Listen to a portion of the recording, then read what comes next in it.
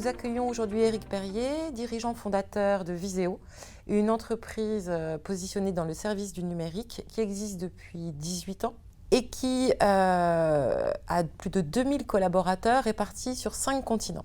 Tout à fait.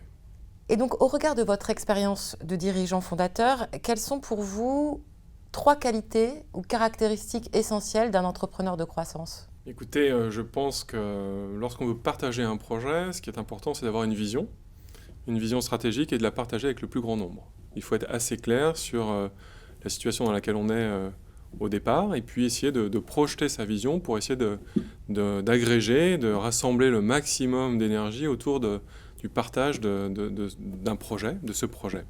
Donc dessiner une vision me semble être important. Le deuxième axe, quand on a envie de croître et de grandir, c'est de bâtir des fondations saines. Donc on peut trouver au sein de l'organisation des compétences qui peuvent aider à faire une partie du chemin, mais je pense qu'il ne faut pas hésiter à être ouvert et aller chercher de l'aide à l'extérieur, des avocats, des partenaires financiers, des partenaires économique. Donc c'est important d'ouvrir l'écosystème et de ne pas considérer que la réussite et le développement de l'entreprise passent par quelque chose de trop centré sur l'interne, mais au contraire de s'exposer avec un plus grand nombre. Le troisième point, je pense qu'il faut avoir un peu d'audace, savoir prendre une part de risque pour essayer de se différencier sur le marché et avoir un supplément d'âme, une accroche, une griffe qui permettent d'attirer des talents. Dans notre cas, c'est important puisqu'on est une société de services, mais également d'attirer des clients. Pour résumer, leadership, parce que la vision et le partage, ça relève du leadership. Ouverture, ne pas se recentrer sur l'entreprise, mais ouvrir l'entreprise à l'extérieur, et de l'audace. Tout à fait, c'est bien résumé. Et au regard de ce parcours, de ces 18 ans à la tête de Viséo, quelle est la réalisation dont vous êtes le plus fier ? Alors nous, on a commencé de zéro, c'est-à-dire qu'Olivier Dante et moi-même avons créé cette entreprise en partant de rien. Donc notre plus grande fierté collective, c'est d'avoir justement construit un projet que l'on a partagé avec aujourd'hui un peu plus de 2000 collaborateurs. Donc je crois que c'est ça qui est intéressant dans notre projet entrepreneurial. Nous sommes une entreprise indépendante. Donc on a un ADN d'entrepreneuriat qui est assez fort. On a essayé d'embarquer, on va dire, des collaborateurs, des talents qui nous ont rejoints, mais également d'autres entrepreneurs au travers de la croissance externe qui sont venus rejoindre un projet collectif. Donc je pense que la principale réalisation dont on peut être fier aujourd'hui, c'est d'avoir construit un projet, pensé un projet en petit nombre, et d'avoir su le diffuser et le faire partager avec aujourd'hui plus de 2000 personnes. D'avoir créé un écosystème quelque part ? Alors, des écosystèmes en interne, entre des expertises, des centres d'intérêt, mais également avec l'extérieur, des partenaires, des clients qui nous accompagnent depuis la création du groupe. Donc on a créé plusieurs écosystèmes. C'est une matière vivante qui évolue constamment. Et donc c'est un projet collectif et mouvant, très agile, on se remet en question constamment.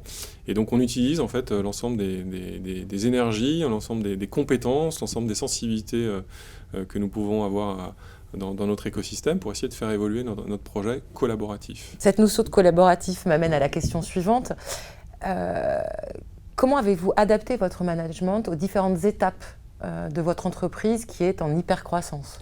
Alors, on a essayé de cultiver l'idée initiale de notre projet qui était l'entrepreneuriat, qui était une idée d'avoir une start-up, de créer quelque chose. Et on a essayé de propager ce modèle depuis la création de l'entreprise. Donc on a plutôt organisé notre modèle de croissance autour de mini-organisations avec des patrons d'activités, des patrons de centres de profit, des patrons de régions, des patrons de pays, qui ont une grande latitude dans la façon dont ils construisent leur projet professionnel au sein du groupe.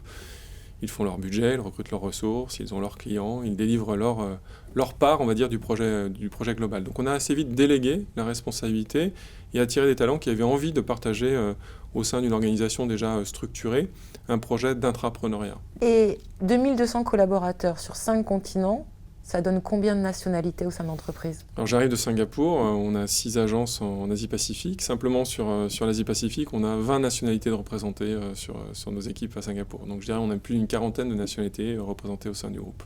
Donc ça fait effectivement un projet très riche de ces diversités. Et un management qui doit s'adapter aussi peut-être parfois aux différences culturelles On a une organisation managériale assez plate en fait finalement, puisqu'on a un principe qui est quand même de laisser beaucoup d'autonomie à nos managers, même si on est dans un cadre qui est assez structuré. On ne ressent pas en fait le management comme on peut l'entendre dans une organisation très pyramidale. On a une grande latitude dans la façon dont chacun peut exécuter sa part du projet collectif. Donc on n'a pas ce questionnement sur la hiérarchie ou la gouvernance. On a un cadre très structuré dans lequel on a une part de liberté assez importante pour justement vivre son projet d'intrapreneur. Et donc, qu'est-ce qui stimule un entrepreneur de croissance tel que vous? Justement, la croissance, le challenge, l'idée de se dire que finalement, sur un marché qui recèle quand même beaucoup de complexité, puisqu'on est sur un marché pénurique en termes de compétences, sur lequel les savoir-faire évoluent très vite, c'est un constat, un challenge constant que d'arriver finalement à suivre le rythme qui est imposé par le marché.